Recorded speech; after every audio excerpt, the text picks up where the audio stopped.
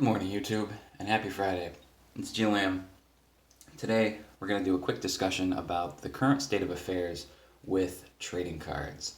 Recently, Walmart announced that they would no longer be carrying products, and Target, while having restrictions on the products that they were selling, also decided to follow suit and will no longer be carrying products.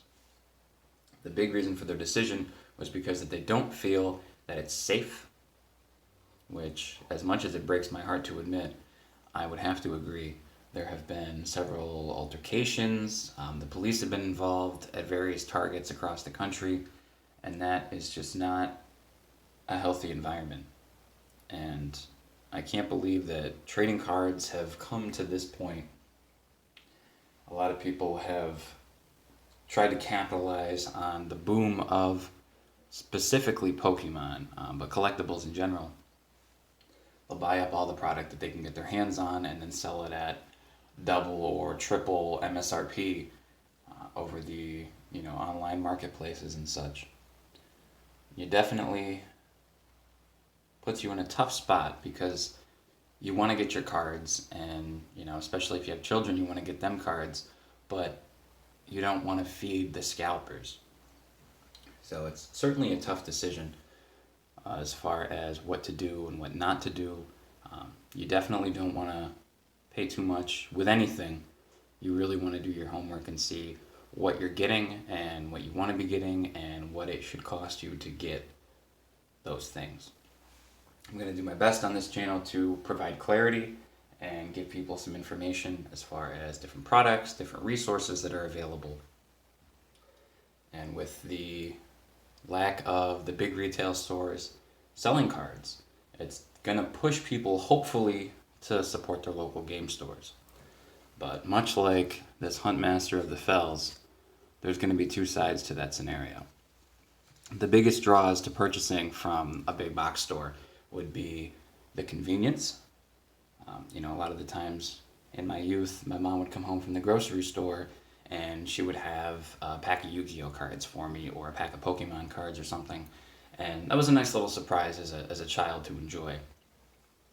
And that experience is just not going to happen anymore. Most card stores, especially the smaller ones, keep very specific hours when they know that people are going to be there. A lot of the time it's just weekends or days that an event like a pre-release or a big tournament is going to take place. So the freedom to just go at any time and purchase a pack of cards is quite possibly going to be gone.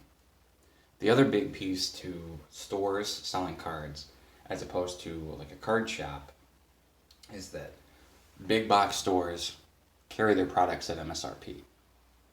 So if you were to purchase like an Elite Trainer box, those are going to retail $39.99. If you go to a card store, they could be $39.99, they could be $49.99, they could be $99.99. A lot of the stores, especially the smaller ones, are going to print to market price as opposed to MSRP. I've made a good bit of money selling and buying cards, and I certainly respect the hustle and trying to do what you can to better yourself. I mean, if people didn't make money on cards, card shops wouldn't exist. Card companies wouldn't exist. We wouldn't have these things in the first place.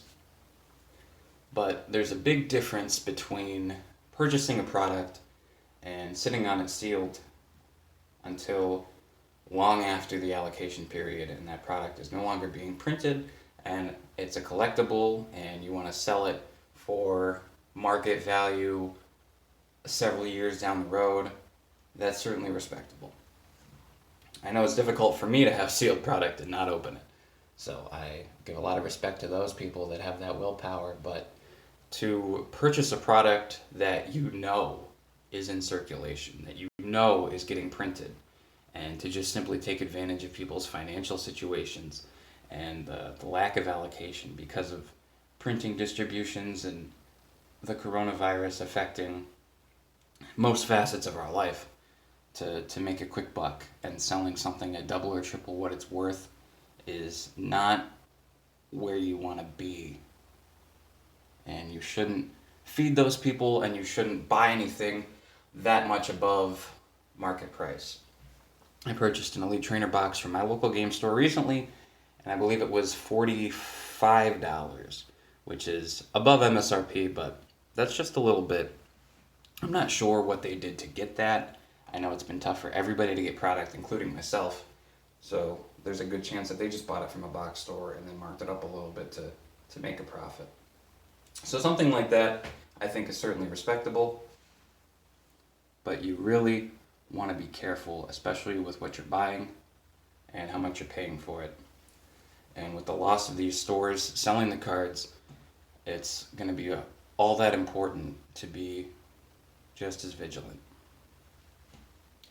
But I do have a lot of plans for the channel. I wanted to address those as well.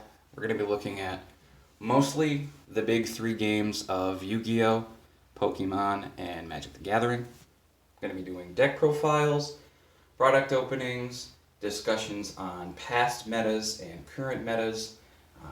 I'm going to be doing a breakdown of terminology, so if you're new to the games or you're new to this type of environment, you'll understand some of the vernacular and the terminology.